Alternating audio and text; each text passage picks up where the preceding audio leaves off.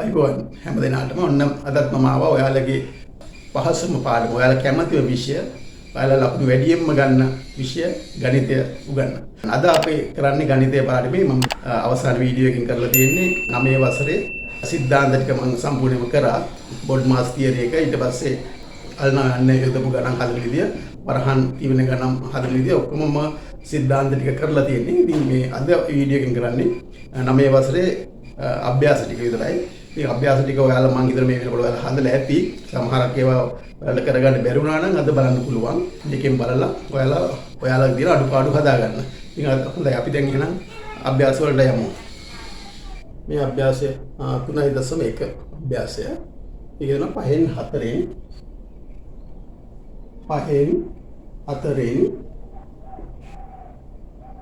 3න් 2. 3න් 2. 5න් 4න් 3න් 2 කියන්නේ කීයද? 5න් 4 වැඩි කිරීම 3න් 2. මොන මොමුද? ඒක සුළු වෙන්නේ නැහැ නේ. මොමුවත්.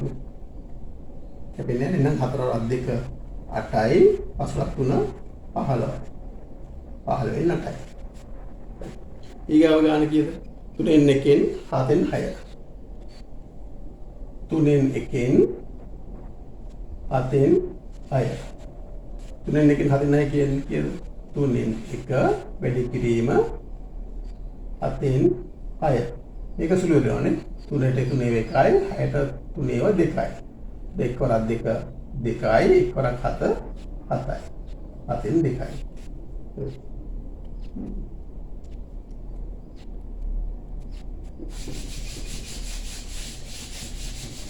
ඊගාවට බලමු. 8න් 5න් 5න් 2. 8න් 5න් 5න් 2. නේ? ඒ කියන්නේ 8න් 5 වැඩි කිරීම 5න් 2. මේක සුළු වෙනවනේ. 2 එකයි, 2 ඒවා 4යි. 5ට 5 එකයි, 5ට 5 එකයි. වරක් 1 එකයි, 4 වරක් 1 4යි, 7න් 1යි. ඊගාව ගන්න මොකද්ද? 11න් 9න් 6න් 5. 11න් 9න් 6න් 5. ඒක තේරුම 11න් 9 වැඩි කිරීම 6න් 5 කියන එකනේ. මේ දෙකම තුනෙන් බෙදෙනවානේ. 3ට 6ට 3 ඒවා 2යි, 9ට 3 ඒවා 3යි. මේ දෙක සුළු වෙන්නේ නැහැ. ඒතකොට 3 ගණන් 5 15යි. 11 වරක් 2 22යි. හරි?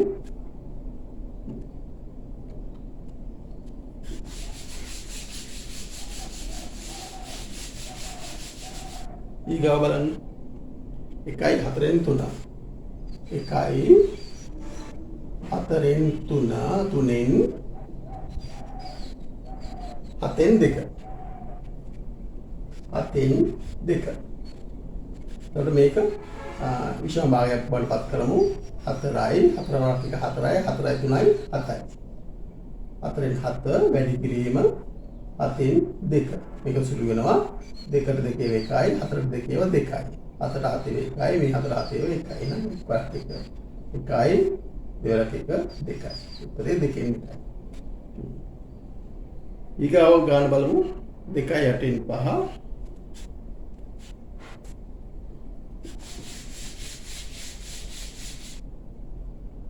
2යි 8න් 5 5න්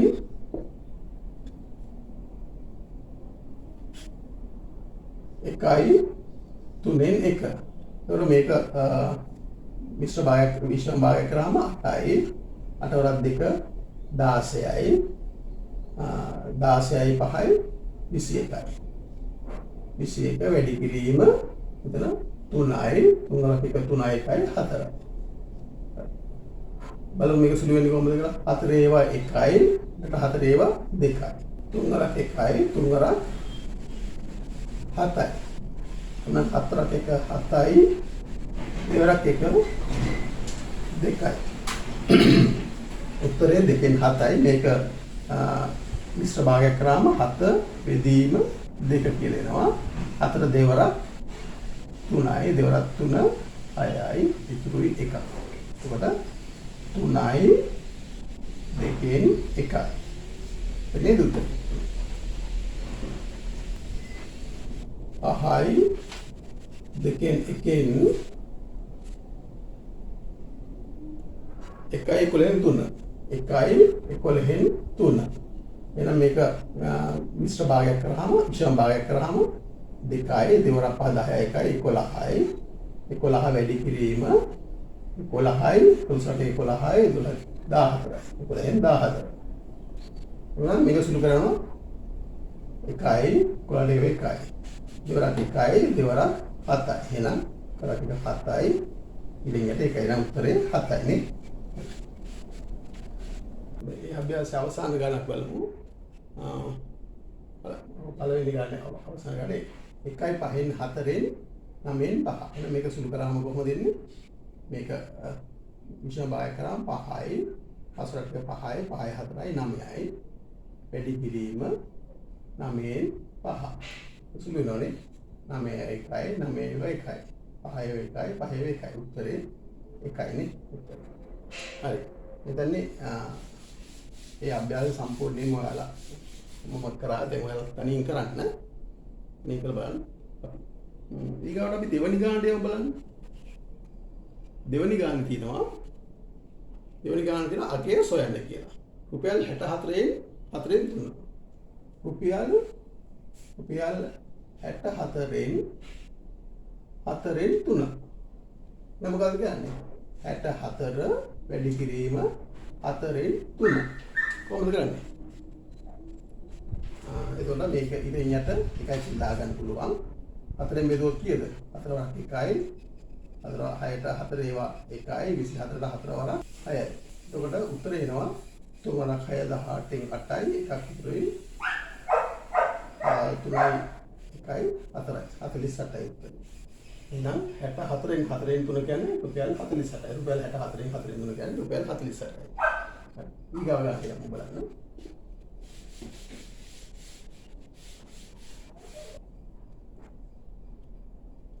ග්‍රෑම් 400න් 5න් 2.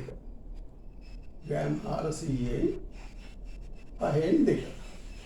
ග්‍රෑම් 400ක් තියෙනවා එකෙන් 5න් 2. එහෙනම් 400 වැඩි කිරීම 5න් 2 වෙනවනේ. නම් කොහොමද කරන්නේ? 5න් බෙදන්න පුළුවන් නේ. 5 වරක් 1යි. මේක ඊට යට එක තියෙනවා. 40ට 8යි. ඒක 80 නේ. 160යි. ග්‍රෑම් 160ක් තමයි ග්‍රෑම් 400න් 5න් 2ක් කියලා කියන්නේ. 82 80. හරිද? ඊගාව ගාන බලමු. හෙක්ටයාර් 6න් 3න් 2ක්. දැන් මේ කියන්නේ හෙක්ටයාර් තියෙන අපි ඉඩමක් නෙමෙයි ලොකු ඉඩමක් ගත්තොත් හෙක්ටයාර් 6ක් කියන ඉඩමක් නේ. හෙක්ටයාර් 6න් 3න් 2ක්. 6න් 3න් 2ක්. 6න් 3න් 2ක් කියන්නේ කොච්චරද කියලා. ඒ කියන්නේ අපි ඉඩම් 3න් 1ක්. මේ හෙක්ටයාර් 6ක් තියෙන ඉඩමක් ඒක සමානව 3කට බෙදුවම ඒක කොටසක් කොච්චරක් වෙනවද කියලා තමයි මේ අහන්නේ. 6න් 3න් 1. එතකොට මොකද ගන්න? 6 වැඩි කිරීම 3න් 1. එහෙනම් මේක ඇඩියට එක තියෙනවා කියලා හිතාගත්තොත් 3 1යි 3 2යි. කීයද දෙවරක් 1 2යි ඉතින්කට 1යි. උත්තරය 2යි නේ. 3න් පංගුවක් කියන්නේ හෙක්ටයාර් 2යි. හරි.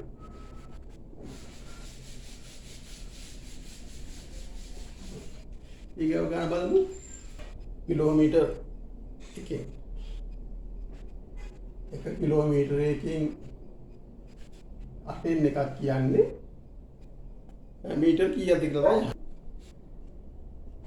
කිලෝමීටර් එකෙන් 8න් එකක් කියන්නේ මීටර කොච්චරද? අපි කිලෝමීටර් එක කියන එක අපි කෙලින්ම දැන් අහන්නේ අපිට මීටර වල ඉන්නේ. මීටර කීයද කියලා නේ අහන්නේ. අපි නම් මේ කිලෝමීටර වල මේක මීටර වලට අපි හරවනවා. කිලෝමීටරයක් කියන්නේ කීයද? මීටර. කිලෝමීටරයක් කියන්නේ මීටර 1000ක්. ඒක ලියමුකෝ. මීටර 1000න් 8න් එකයි. 1000 වැඩි කිරීම 8න් එකයි. මේක සුළු කරන්නේ කොහොමද? දෙකෙන් බෙදන්න පුළුවන් නේ. 500යි එකකින් බෙදුවොත් 500 මෙතන 4ෙන් බෙදුවොත් කීයද? 125යි. උත්තරේ මීටර 125යි. කිලෝමීටරෙන් 8න් පංගුවක් කියන්නේ මීටර 125යි. තුන්වෙනි ගාන කියන්නේ මොකද්ද? ඉඩමකින් පහෙන් තුනක් අයිති අය ඉඩමකින් පහෙන් තුනක් අයිති අයෙකුයින් තුනෙන් එකක් තම දුවට දුන් විට දුවට ලැබුණ ඉඩම් කොටස කොච්චරද? සම්පූර්ණ ඉඩමක් තියෙනවා කියලා මේකේ. අද අසල්වලුක මේ සම්පූර්ණ ඉඩමක් තියෙනවා. මේකෙන් පහෙන් තුනක් තමයි මෙයාට අයිති. මේක සම්පූර්ණව පහකට බෙදුවොත් මේක සම්පූර්ණ කොටස් පහකට බෙදුවොත් මෙයාට අයිති පහෙන් තුනයි. ඉතින් මේක ඇරලා තමයි මෙයාට අයිති වෙලා තියෙන්නේ. පහෙන් තුනයි. හරිද? පහෙන් තුනයි. පහෙන් තුනේ යා කියනවා අයෙකු පහෙන් තුනක් තමයි අයිති අයෙකුයින් තුනෙන් එකක් දුවට දුන්නා. ඒකෙන් තුනෙන් එකක් තමයි දුවට දීලා තියෙන්නේ. දැන් මෙයාගේ අයිති ඉඩමෙන් තුනෙන් එකක්. ඒකට පහෙන් තුනෙන් එකයි. මේ පහෙන් තුනෙන් එකක් තමයි මේ දුවට දීලා තියෙන්නේ. එහෙනම් මේක සම්පූර්ණ ඉඩමෙන් කොච්චරද කියලා තමයි අහන්නේ. එහෙනම් මොකද්ද කරන්නේ? පහෙන් 3 වැඩි කිරීම 3න් 1. කීයද? 3ට 3 එකයි. ඒක කීයද? 1 1 එකයි 5 1 5යි. එහෙනම් පහෙන් එකයි. දැන් දුවට හම්බ වෙලා තියෙන්නේ පහෙන් එකයි. එහෙනම් මේ පේනවනේ මෙන්න මේ පහෙන් එක කෑල්ල සම්පූර්ණ ඉඩමෙන්ම පහෙන් එකක්. මේ කොටස තමයි දීලා තියෙන්නේ. මේ පේනවනේ මෙයාට සම්පූර්ණ ඉඩම පහකට බෙදුවම පහෙන් තුනක් තමයි මේ තියෙන්නේ. ඒක අපෝ තුනකට බෙදුවම තුනෙන් එක කෑල්ලක් තමයි මේ දීලා තියෙන්නේ. පහෙන් එකයි කියලා එනවනේ. සම්පූර්ණ ඉඩම ගත්තොත් ඒකෙන් පහෙන් එකක් තමයි මේ දුරට දීලා තියෙන්නේ. හරි නේද? මේක තමයි උත්තරේ. ඊගව ගන්න බලමු.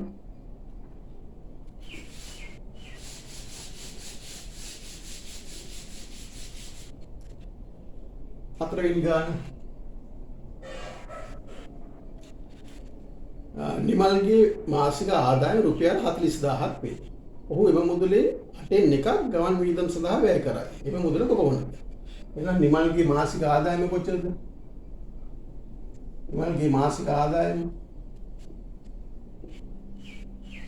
රුපියල් 40000යි. 40000යි. එහෙනම් ගමන් වියදම් කොච්චරද?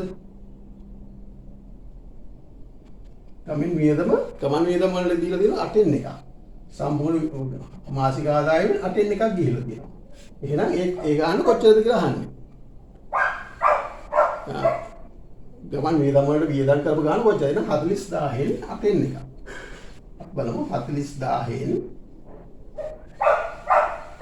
8න් එකක් තමයි අහන්නේ. එහෙනම් 40000 එක තමයි ඒකෙන් 8න් එකයි. දැන් කොහොමද මොකද්ද කරන්නේ? 40000 වැඩි කිරීම 8න් 1. මොකද්ද ගන්න තියෙන්නේ? 40000 8න් බෙදා ගන්න ඕනේ. සුළු කරන්න පුළුවන් මේක අඩේ 8 1 කියලා දාගත්තොත් අපි බෙදමු 8න් බෙදන්න පුළුවන් 8 වරක් 1යි 8 වරක් 5යි. මේ බිඳු තුනයි. තරේ රුපියල් 5000යි. රුපියල් 5000ක් තමයි මෙහා ගමන් වියදම් වලට යොදලා තියෙන්නේ. හරි. 3.2 අභ්‍යාස මාලාවේ පළවෙනි ගාන.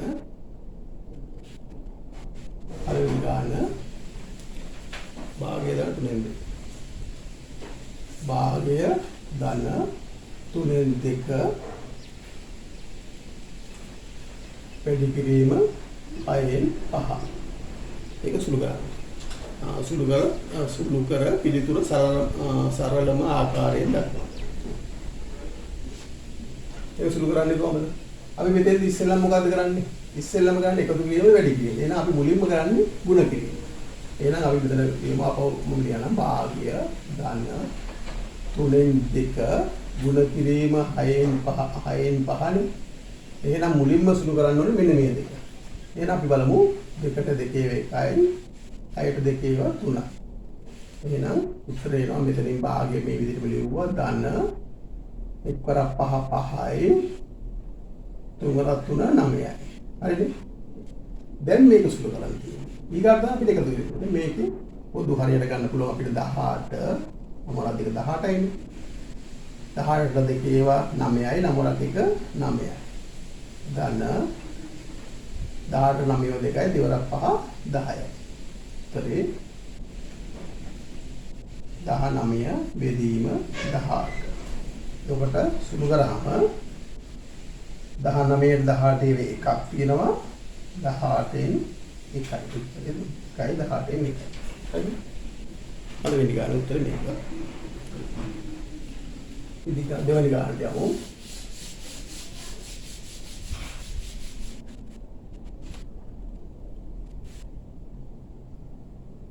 තුනයි 3න් 1න් බෙදීම 2යි 6න් 1න් 4න් 1. 4න් 1. හොඳයි. අපි එන මොකද ඉස්සෙල්ලම කරන්නේ? ඉස්සෙල්ලා අපිට මේවා මිශ්‍ර භාග විෂම භාග කරගෙන යන්න පුළුවන්. අපි එහෙම කරමුකෝ. කරලා මේ ඉස්සෙල්ලම ගන්න තියෙන හල්ලා යන්න කියන එක. අපි ඒ දෙකම එකපාර කරමු. 3යි 3 9 1යි 10යි බෙදීම මේක සුළු කරන්නේ අපි. මෙතන කරන්නේ ඊට විෂම භාග කරන 6 2 12 1යි 13යි. ඔන්න හල්ලා යන්න එක අපි වැඩි කිරීම බවට පත් කරලා 4න් 1යි. හරි.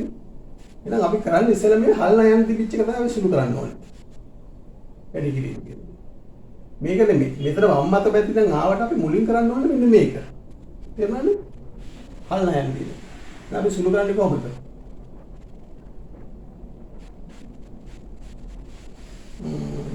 සුළු වෙන්නේ නැහැ නේද බලමු. 10 බෙදීම 3 බෙදීම 13යි 6 වරක් 4 24. හරිනේ? උන්ටයි මුලින්ම අපි කරේ මේක. මේ මොකද මේ වැඩි කිරීම කරේ මෙන්න මේ හල්ලා යන දේ නිසා. උතර මතක තියාගන්න. ඊට පස්සේ කරන්නේ 3න් 10 බෙදීම කියන එක වැඩි කිරීම වෙනවා. වැඩි කිරීම මේක මාරු වෙන උඩයට 13 ට 24. හරි. දැන් සුළු වෙනවද බලන්න. 3 වරක් 1යි 3 වරක් 8යි. හරි. එහෙනම් 8 වරක් 10 උඩින් එනවා 80යි. 80 බෙදීම 13. 1 වරක් 13. එහෙනම් 80 බෙදීම 13 කියන්නේ කීයද? 13 ඒවා 6ක් තියෙනවානේ. එහෙනම් 6 වරක් 3 6 වරක් 18න් 8යි එකක් ඉතුරුයි 6 වරක් 6ක 78ක්. ඔන්න ඉතුරුයි දෙකක් නේ. 78. කොට එහෙනම් උත්තරේ කීයද? 6යි 13න් 2යි. උත්තරේ. හොඳයි අපි ඊට තුන්වෙනි ගාන බලමු. පළවෙනි එකේ තුන්වෙනි කොටස 10න් 3 වැඩි කිරීම වරහන් 3න් 1 දන්න 2න් 1. අපි එහෙනම් මොකක්ද ඉස්සෙල්ලාම කරන්නේ? වැඩි කිරීම වල මේක නෙමෙයි ඉස්සෙල්ලාම වරහන් ඇතුළේ දෙක. මුලින්ම අපි කරන්නේ වරහන් ඇතුළේ. එහෙනම් අපි මේක මේ විදිහට ලියනවා 5න් 3 වැඩි කිරීම වරහන් ඇතුළේ අපි සුළු කරගෙන ඉමු. වරහන් ඇතුළේ 3 වරක් 2 6යි. පොදු හරය 6 ගත්තම 6ට 3 2යි දෙවරක් 2යි. දන්න 6ට 2 3යි දෙවරක් 3යි. එහෙනම් 5න් 3 වැඩි කිරීම මේ කියනවා 5න් 3 5යි. 5න් 5යි. හරි? වරහන් ඇතුළේ සුළු කරා. ඊට පස්සේ ඒක සුළු වෙනවනේ. 3 වරක් 1යි 3 වරක් 3 2යි. 5ට 5 1යි 5ට 5 1යි. වරක් 1යි වරක් 2යි. හරි දෙකේ. හරි.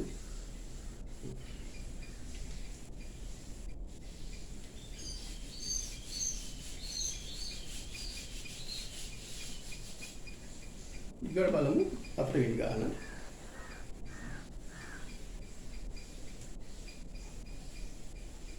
ප්‍රාණත තුනයි තුනෙන් එක.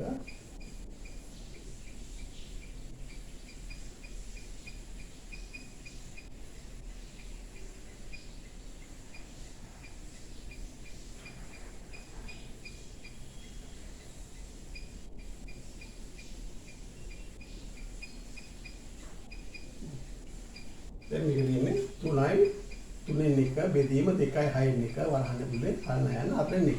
දැන් මොකද මේ මුලින්ම කරන්නේ? මුලින්ම කරන්නේ වරහන් ඇතුලේ දින එකනේ. එහෙනම් වරහන් ඇතුලේ දින එක අපි සුළු කරමු. වරහන් ඇතුලේ ඉස්සෙල්ලාම දාමු 3යි 3 3 1යි 10යි බෙදීම 6යි 6වත් 2 12යි 1යි 13යි අල්ල යන්න 4න් 1යි. ඊට මේක සුළු වරහන් දාමු සුළු වෙලා ඉවර නෑනේ. ඒක සුළු කරමු. වරහන් ඇතුලේම 3න් 10 මේක බෙදීම කියන්නේ වැඩි කිරීම වෙනකොට මේක මාරු වෙනවා 6න් 10 හරිද? මේක මේ විදිහට ලියනවා අල්ල යන 4න් 1. හරිනේ? දැන් බලන්න 3 වරක් 1යි 6 තුනේ 2යි. මේක සුළු වෙන්නේ නැහැ. එහෙනම් 2 වරක් 10 20යි කවදාත්ම බෙදීම 13. දැන් බලමු මෙතන හලන යන්න 4න් 1 ඉඳලා අපි අපි ලියමු 13න් 20 වැඩි කිරීම 4න් 1. දැන් මේක සුළු කරන්න පුළුවන් 4 වරක් 1යි 4 වරක් 5යි කියලා නේ. හරි. එබනම් 5 වරක් 1 5යි 13 වරක් 1 13. ඒ 13. දැන් පස්සේ ගන්න යමු.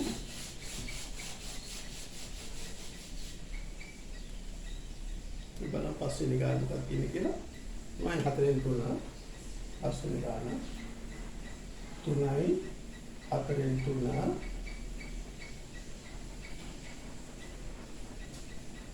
ගද බෙදීමක් කියනවා. වරහන් ඇතුලේ තියෙනවා 2යි 2න් 1 2යි 2න් 1 එකතු කිරීම 3යි 4න් 3 එකතු කිරීම 3යි 4න් 3 sorry 3යි 4න් 1 3යි 4න් 1 වහලා වරහන ඒක තමයි තියෙන්නේ. දැන් අපි මොකද්ද මෙතන 3යි 4න් 3 බෙදීම වරහන් ඇතුලේ 2යි 2න් 1 ගන්න 3යි 4න් 1. දැන් මොකද්ද අපි මේක ඉස්සෙල්ලම කරන්නේ? ඉස්සෙල්ලම ගන්න වරහන් ඇතුලේ ඉතුරු කරනවා. අපිට මේක මේ විදිහට ලියාගමු. මේක ඕන අපිට විෂම භාගයක් කරන්න පුළුවන්. ඒක නම් ගැටුවක් නෑ. මොකද මේක සුළු කිරීමක් නෙවෙයි විෂම භාගයක් කරන්නේ. ඒකත් අපි මේ වෙලාවෙම කරලා තියෙමු. 4 වරක් 3 12යි 12යි 3යි 15යි. 15 ඊට බෙදීම මේක සුළු කරන්නේ නැහැ. හරිද? අපි මේ බෙදීම කියන එක අපි මොකද කරන්නේ නැහැ. වරහන් ඇතුළේ තමයි අපි මේක සුළු කරන්නේ. 2යි 2 4 1යි 5යි ධන 4යි 4 3 12යි 13. වරහන් ඇතුළේ සුළු කරනවා. අපහො මේක මේ විදිහට ලියමු. 4න් 15 බෙදීම වරහන් ඇතුළේ පොදු හරය 4 කියලා ගත්තොත් 4ට 2 ඒවා 2යි 2 5 10යි ධන 4න් 13යි. එහෙනම් මේ කියනවා 4 15න් 4 බෙදීම 13යි 10යි 23 යට 4. වරහන් ඉවත් කරලා යනවා. හරි. කන්නේ මේ නිසා වරහන් ඉවත් කරනවා. දැන් මේක සුළු කරාම කොහොමද එන්නේ? 15 යට 4 දැන් මෙන්න මේ බෙදීම වැඩි කිරීම වෙනවා. වැඩි කිරීම වෙනකොට මේක පරස්පර වෙනවා. 23න් 4 සුළු කරන්න පුළුවන්. මේක කියනවා උත්තර එනවා 15 ඉරයට 22. හරිනේ? දැන් අපි පළවෙනි ගාන කරමු.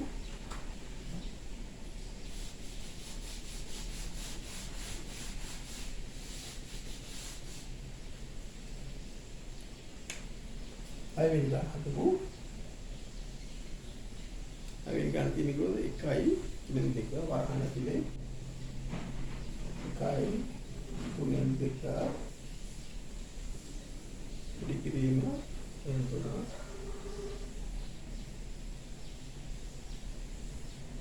කිරීම පහින් 3 4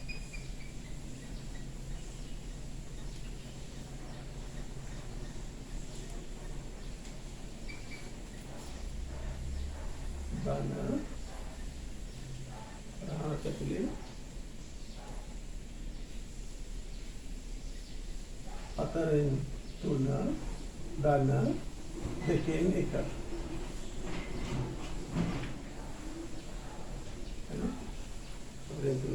දෙකෙන් 1යි 1න් 3න් 2 වැඩි කිරීම 5න් 3 ධන 7න් 3 ධන 2න් 1. දැන් අපි සෙලම වරහන් ඇතුළේ දිනව සුළු කරමු. වරහන් ඇතුළේ දිනව අපි දිනමු 3යි 3 ගරක් එක 3යි 3යි 2යි 5යි. වැඩි කිරීම 5න් 3 ධන මේක ඇතුළේ දිනමු 4න් 3 ධන 2න් 1. අපි ඉස්සෙල්ලා මේ වරහන් සුළු කරමුකෝ. එහෙනම් මේ තුනට 1යි, උඩට 1යි, පස්වරක් 1යි, පස්වරක් 1යි. එහෙනම් උත්තරේ 1 ධන. ඉතින් එනවා උත්තරේ කීයද? 4යි 2 පොදු හරය 4 කියලා ගත්තොත් 3 ධන 4ට එකේවා 2යි 2ක් 1 2යි. 1 ධන ඉතින් එන උත්තරේ 4න් 5. එහෙනම් 1 ධන 4න් 5. එතන 4න් 5 කියන්නේ කීයද? මේක ලියන්න පුළුවන් එක ලියන්න පුළුවන් 4න් 4 කියලා නේ. ධන 4න් 5. උත්තරේ කීයද? 4න් 5යි 9යි. ඒ උත්තරේ කීයද මෙතන? 9 බෙදීම 4 කියන්නේ 9ට 4 ඒවා 2යි 4 2 8යි එකක් ඉතුරු 4න් 1යි. ඉතින් අපි මේ 7 වෙනි ගාන බලමු. 2යි 3න් 2 වැඩි කිරීම වරහන 1යි 4න් 1 අඩු කිරීම 12න් 1 වරහන බෙදීම 2යි 3න් 1. අපි ඉස්සෙල්ලාම අපි යන වරහන ඇතුළේ සුළු කරමු. 2යි 3න් 2 වැඩි කිරීම ගත්තොත් 4යි 4ට 4යි 5යි අඩු කිරීම 12න් 1යි 12න් 1යි මේක බෙදීම අපි මේකත් කතා කරලා තියෙමු අපි 3 2 6යි 7යි අපි මේකත් විෂම භාගයක් බවට පත් කරමු. මේක ගැටලුවක් නෑ. අපි මේක 3යි 3 2 6යි 6 2 8යි. වැඩි කිරීම අපි වැඩි කිරීම ගන්න මේ වරහන් ඇතුලේ තමයි අපි සුළු කරන්නේ. නම් පොදු හරය අපිට 12 ගන්න පුළුවන් නේ. 12 ගත්තම 12ට 4 ඒවා 3යි 3 5 15යි. ඉන්න 12න් 1යි. බෙදීම 3න් 7යි.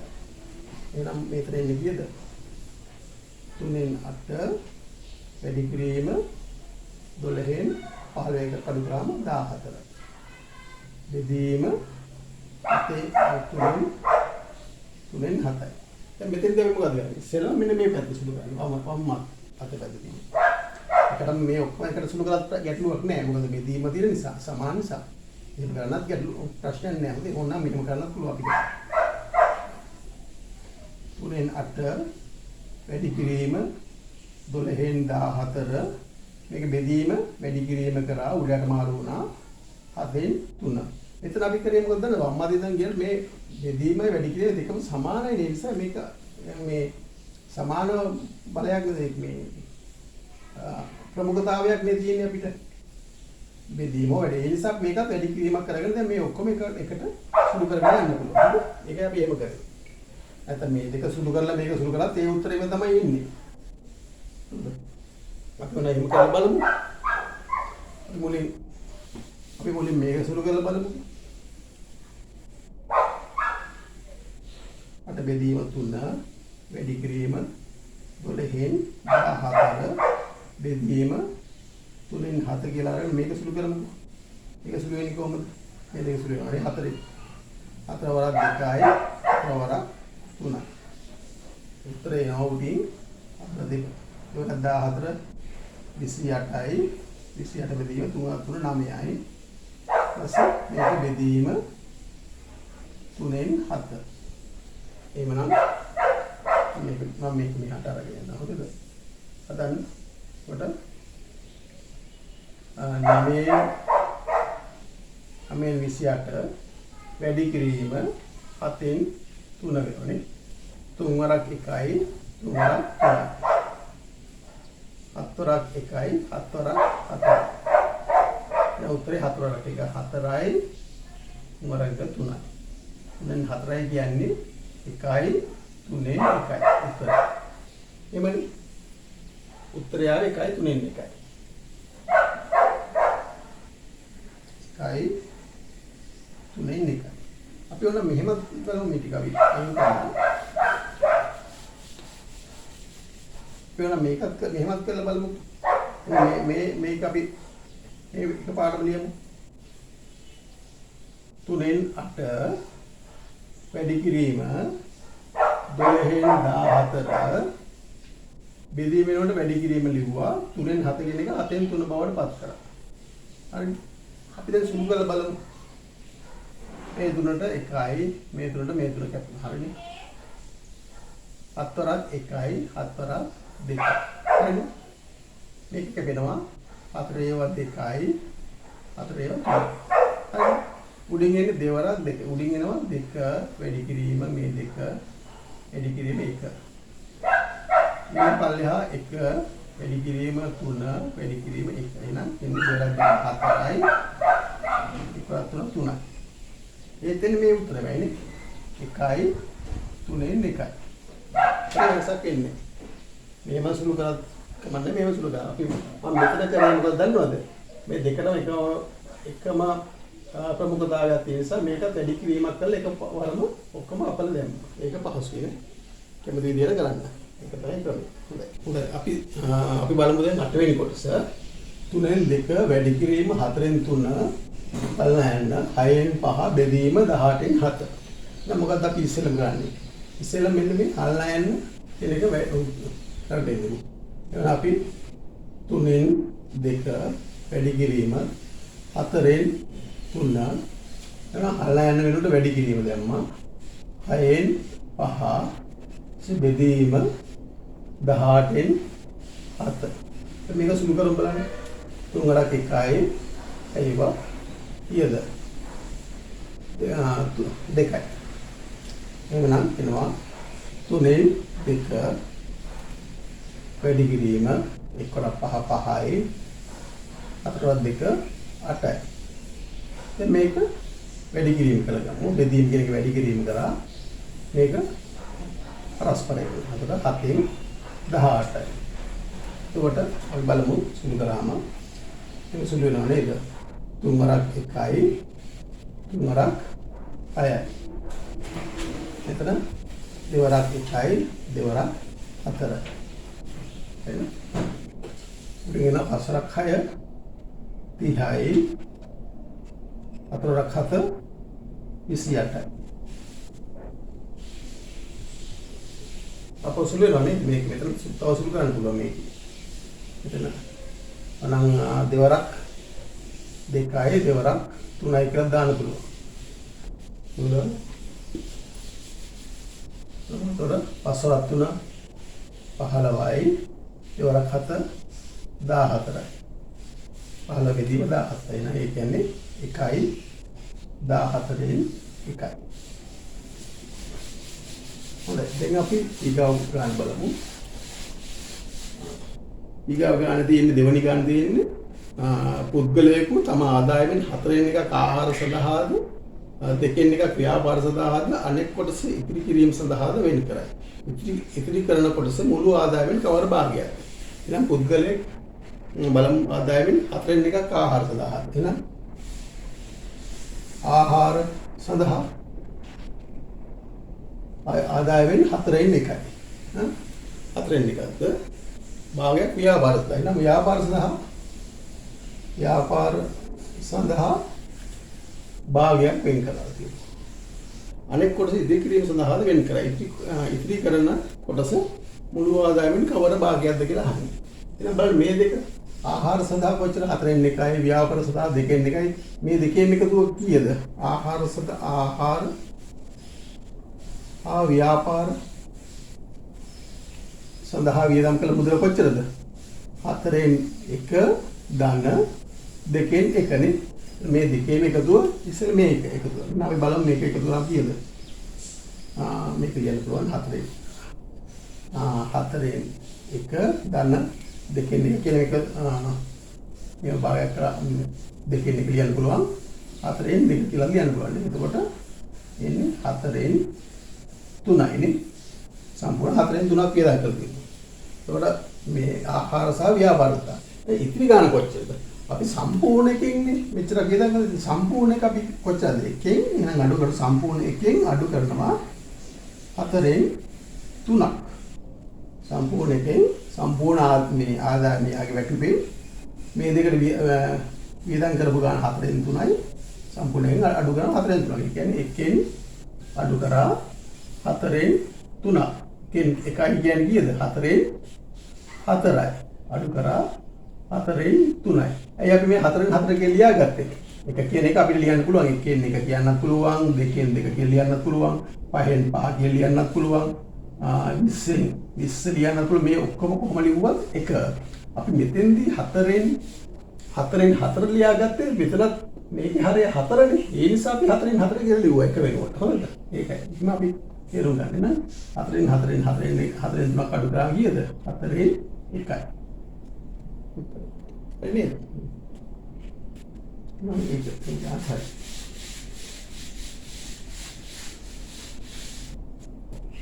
ඊගා බලමු. කොමුදුනේ ගමනක් යෑමේදී මුළු දුරින් 8න් එකක් පයින්ද 3න් දෙකක් දුම්රියෙන්ද ඉතිරි ප්‍රමාණය බස්ෙන්ද ගමන් කළාය. ගමනක් යෑමේදී මුළු දුරින් 8න් එකක්. ඒතකොට මුළු දුරින් 8න් එකක් පයින්ද. එහෙනම් පයින් ගමන් කළ දුර කොච්චරද? පයින් ගමන් කළ දුර 8න් 1යි. මුළු දුරෙන් 8න් එකක් පයින් ගමන් කරා. ඊට 3න් දෙකක් දුම්රියෙන්ද.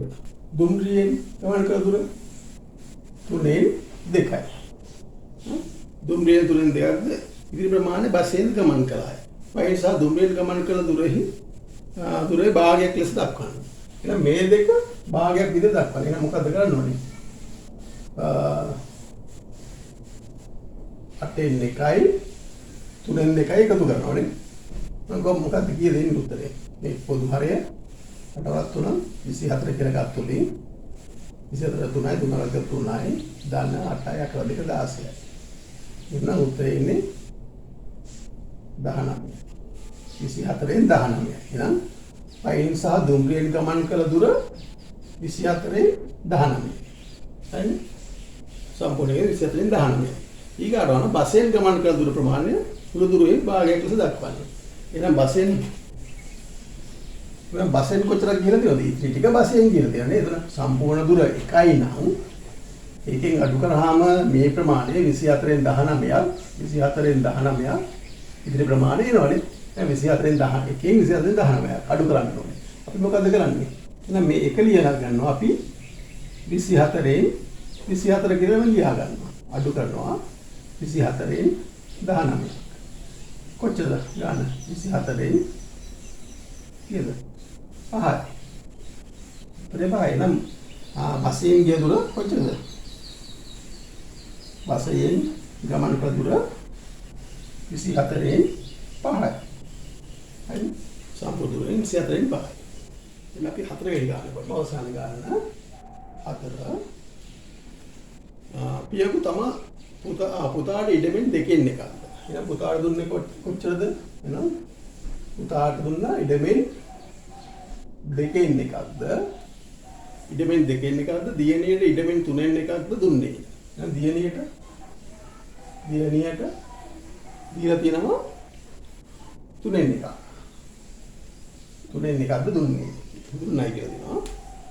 පුතා තම කොටසෙන් පහෙන් එකක්ද දියණිය තම කොටසෙන් පහෙන් දෙකක්ද පුණ්‍ය ආයතනය පරිත්‍යාග කළහ. එහෙනම් පුතා දීලා තියෙනවා දෙකෙන් එකෙන් කීයද? පහෙන් එකක් නේ. එහෙනම් පුතා දුන්න පුණ්‍ය ආයතනයේ දුන් කොටස බලමු. පුණ්‍ය ආයතනයට දුන් කොටස. එහෙනම් පුතා දුන්න කොච්චරද? ඉඩමෙන් එයා දුන්න දෙකෙන් එකෙන් කොච්චරද? දෙකෙන් එකෙන් පහෙන් එකක්. පහෙන් එකක්. ඒ කියන්නේ කොච්චරද? දෙකෙන් එක වැඩි කිරීම පහෙන් එක. එනම් උත්තරේ 10න් 1යි. පසර 2 10යි කරගෙන. දුව දුන්නේ දියණිය දුන්න යාට ලැබුණ කොච්චරද? 3න් 1ක් 3න් 1න් 3න් 1න් පහෙන් 2ක් දීලා දෙනවා යා. පහෙන් 2ක් දීලා දෙනවා. එතකොට එයා කොච්චර දීලා දෙනවද එහෙනම්? 3න් 1 වැඩි කිරීම පහෙන් 2 කොච්චරද? එහෙනම් 15න් 2ක්. දැන් දියණිය දීලා දෙනවා 15න් 2ක්. එතකොට ඊට පස්සේ අපිට ගාන අහලා දෙන්නේ මොකද්ද? පුණ්‍ය ආයතන මුළු ඉඩමෙන් හරි අඩක පුණ්‍ය ආයතන ලද මුළු ඉඩමෙන් හරි අඩක ගොඩනැගිල්ලක් කිරීම තීරණය කළේ. ගොඩනැගිල්ල ඉදි කරන ඉඩම් කොටස මුළු ඉඩමෙන් කොපමණ කොටසක්ද? කොපමණ. එහෙනම් පුණ්‍ය ආයතනයේ දීපු සම්පූර්ණ ඉඩමෙන් දැන් මෙහා පුතා කොටසක් දුන්නා, දුව කොටසක් දුන්නා. ඒක සම්පූර්ණ කොටසක් තියෙනවානේ. ඒකෙන් භාගයක තමයි ගොඩනැගිල්ල ඉදි කරලා තියෙන්නේ. එහෙනම් අහනවා ගොඩනැගිල්ල ඉදි කරපු කොටසේ මුළු ඉඩමෙන් කොච්චරක්ද කියලා. එහෙනම් බලමු. දැන් මුළු ඉඩමෙන් 10න් එකක් නේ මෙයා දීලා තියෙන්නේ. මෙයා 15න් දෙකක් දීලා තියෙන්නේ. එතකොට සම්පූර්ණ ලැබුණු ප්‍රමාණය කොච්චරද? පුණ්‍ය ආයතනයට ලද ඉඩම කොච්චරද? 10න් 1 ධන 15න් 2 නේ. එහෙමනම් බලමු. 10න් 1 ධන 15න් 1 කියන්නේ කීයද? මේකට 150 කියලා ගත්තොත් අපි දෙකක් මම මේක මෙතනින් හදන්නම්.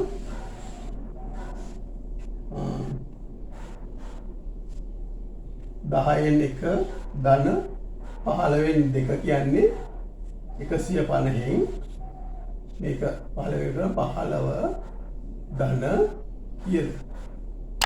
20. 150ට 10යිනේ. ඒක 20. එතකොට 35යි. 150න් මුළු ඉඩමෙන් 150න් 35ක් තමයි පුණ්‍ය ආයතනයෙන් ලැබිලා තියෙන්නේ. හරිද? ඒකෙන් භාගික තමයි ඉඩම මේ ගොඩනැගෙන හදලා තියෙන්නේ. එහෙනම්